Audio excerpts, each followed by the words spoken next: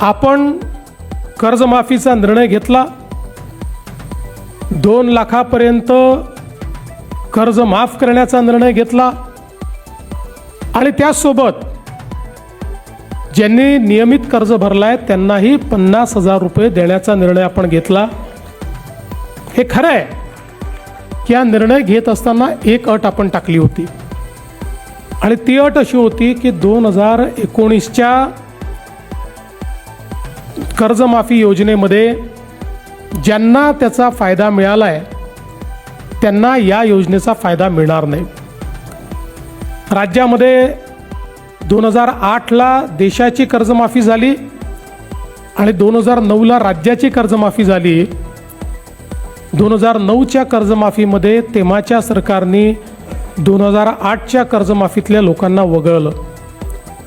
2017ला आपण कर्जमाफी केली, त्याही वेळी ज्यांना फायदा यापूर्वी मिळाला होता त्यांना आपण वगळलं।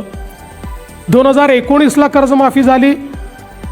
19च्या कर्जमाफीमध्ये तेव्हाच्या सरकारने मगाशी कुटे साहेबांनी सांगितलं की 2017ला ज्यांना कर्जमाफी मिळाली होती त्या सगळ्यांना वगळण्याचा निर्णय घेतला। याच्या पाठीमागचं कारण काय आहे तर आत्ताही आपण कर्जमाफीच्या संदर्भात जी समिती तयार केली होती त्या समितीने आपल्याला अहवाल देताना हे सांगितलं की याचा फायनान्शियल इम्पॅक्ट मोठा नाही, 3-4 हजार कोटी रुपयेच लागतील, परंतु आपल्याकडची जी बँकिंग सिस्टीम आहे, बँकांची जी व्यवस्था आहे, जर कर्ज भरण्याची सवय ही सुटली किंवा अनेक वेळा सवय सुटत नाही पण शेतकऱ्यांना असं वाटतं की आपण भरून टाकल्यानं कर्जमाफी झाली तर आपल्याला काय मिळणार, आणि म्हणून या भीतीपोटी अनेक वेळा शेतकरी त्या ठिकाणी कर्ज भरत नाहीत आणि मग नंतर दोन्हीकडनं अडचणीत येतात। आणि म्हणून साधारणपणे लगतच्या कर्जमाफीतल्या लोकांना पुन्हा डिफॉल्ट झाला असेल तर कर्जमाफी देऊ नये अशा प्रकारचा निर्णय आपल्या समितीने दिला होता।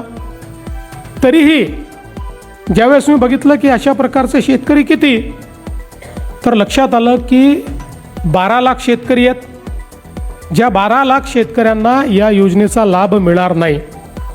मग मी विचारलं की समजा आपण असं केलं 50,000पर्यंत सरकारने द्यावे आणि वरचे त्यांनी द्यावे तर किती शेतकरी कव्हर होतात तर 12 लाख, पण त्यातले 6 लाख शेतकरी असे होते की ज्यांना 10-12 हजार रुपये भरले तरीही 50,000चा फायदा त्या ठिकाणी मिळत होता। आणि म्हणून दोन्ही गोष्टी त्यात होत होत्या, शेतकऱ्याला फायदाही मिळत होता आणि पुन्हा जो काही रिपोर्टमध्ये म्हटलं होतं की कर्ज भरण्याची प्रवृत्ती कमी होऊ नये या दृष्टीनं तुम्ही कारवाई करा, ती कारवाई देखील आपल्याला करता येत होती। आणि म्हणून त्या रिपोर्टच्या पलीकडे जाऊन आपण हा विचार केला की 50,000पर्यंत आपण द्यावं आणि 1 लाखापर्यंत गेलं तर जवळपास या 12 लाखातले 9 लाख शेतकरी हे 10-12 हजार रुपये भरून त्या ठिकाणी पात्र होत होते आणि म्हणून या दृष्टीने हा निर्णय घेतला होता। दुसरा निर्णय हा आपण चालू कर्ज आपल्या नागरिकांनी किंवा शेतकऱ्यांनी भरावं याकरता त्याची एक अट आपण लावली होती आणि म्हणून अशा पद्धतीनं ही कर्जमाफी केल्यानंतर ज्यावेळी आमच्या रणधीरभाऊ सावरकरांसोबत आमचे महायुतीचे 3ही पक्षाचे सगळे आमदार जवळपास 25-30 आमदार माझ्याकडे आले आणि माझी सवय आहे, मी सत्य नेहमी सांगतो कारण आर्थिक शिस्तही असली पाहिजे आणि म्हणून मी त्यांना समजावून सांगितलं की मला पैसे जास्त लागणार नाही, 4,000 कोटी लागणार आहेत, 36,000 कोटी दिले आहेत तर 40,000 द्यावे लागतील, पण आर्थिक शिस्त देखील आपल्याला लावली पाहिजे कारण भविष्यात आपल्या जिल्हा बँका जर वाचवायच्या असतील तर कर्ज भरण्याची प्रवृत्ती वाढली पाहिजे या दृष्टीने घेतलेला निर्णय आहे। पण आलेल्या सगळ्या आमदारांनी मला त्या ठिकाणी सांगितलं की तुमचं आर्थिकदृष्ट्या कितीही बरोबर असेल तरी देखील हे जे शेतकरी बाहेर राहत आहेत त्या शेतकऱ्यांच्या मनामध्ये नेहमीच हे राहील की 56 लाखाला दिलं आणि आम्हाला मात्र सोडून दिलं. त्यामुळे तुम्ही हा निर्णय बदलवा. आणि मग त्या सगळ्यांचा आग्रह मला योग्य वाटला. मी आमच्या सगळ्या नेत्यांची चर्चा केली आणि त्या ठिकाणी निर्णय केला की यावेळी ही अट काढून टाकू आणि सरसकट 2 लाखापर्यंत सगळ्यांना कर्जमाफी देऊ. मित्रांनो, शेतकरी कर्जमाफी 2026 महत्त्वाची अधिकृत माहिती. आजपर्यंतच्या उपलब्ध माहितीनुसार महाराष्ट्र सरकारने पुण्यश्लोक अहिल्यादेवी होळकर शेतकरी कर्जमुक्ती योजना 2026 मध्ये मोठे बदल मंजूर केलेले आहेत. हे निर्णय 14-15 जुलै रोजी मंत्रिमंडळाने मंजूर केलेले आहेत. आपण या पूर्ण निर्णयाची संपूर्ण माहिती आज या व्हिडिओमध्ये सांगणार आहोत, तरी सर्वांनी व्हिडिओ शेवटपर्यंत बघा. महत्त्वाचे अपडेट. 2019च्या कर्जमाफीचा लाभ घेतलेल्या सर्व शेतकऱ्यांना 50,000ची मर्यादा रद्द करण्यात आलेली आहे. त्यानंतर पात्र शेतकऱ्यांना आता 2 लाखपर्यंत कर्ज मिळू शकते. त्यानंतर नियमित कर्जफेड आणि अटी पात्र होण्याची शक्यता आहे. सरकारच्या माहितीनुसार याबद्दलचा फायदा लाखो शेतकऱ्यांना होणार आहे. शेतकरी कर्जमाफी 2026 17 जुलै 2026 पर्यंतची स्थिती. कर्जमाफी घोषणा आणि योजनेतील बदल मंजूर झालेले आहेत. मात्र सर्व पात्र शेतकऱ्यांच्या खात्यात रक्कम जमा होण्याची प्रक्रिया अजून सुरू झालेली नाही. सरकारकडून पात्र पाठवणी, बँक माहिती, इतर प्रशासकीय प्रक्रिया सुरू झाल्याचे सांगितले गेले आहे.